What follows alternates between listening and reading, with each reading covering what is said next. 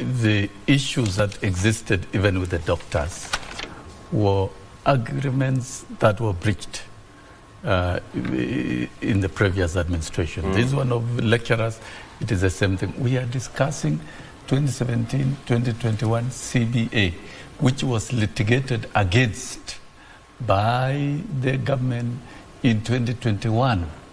And that government in 2021 was another regime. That's the truth. You know, we must assemble all these facts. And nevertheless, the current regime has the responsibility to clean up all this confusion.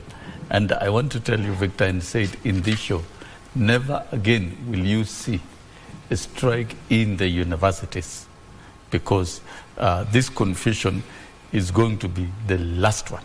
And that explains, and this is underpinned by the presence of the Cabinet Secretary Treasury in Parliament yesterday and Cabinet Secretary Education.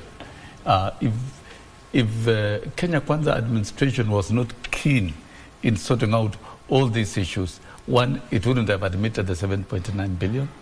It wouldn't have committed to clear it in phases. Of course, initially it was 3 phases, but listening to the lecturers and looking at where the mess came from, and I come back to what Tom is talking about.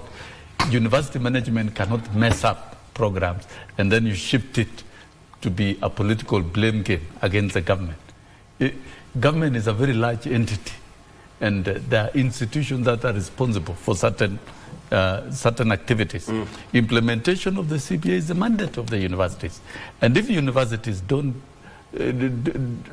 execute the CBAs correctly, and you get the ministry appealing against the same again in a court of law, so that then do we have to force lecturers to go through arduous process of signing CBAs? After signing CBAs, they must also go to a lower court, employment court, to defend themselves, or strike, go again to the Court of Appeal to defend the same, and then ultimately go on a strike. That is being foolish, and somebody must take responsibility. I said here, let us not talk about government. Let's talk about individuals bearing the greatest responsibility of creating this confusion.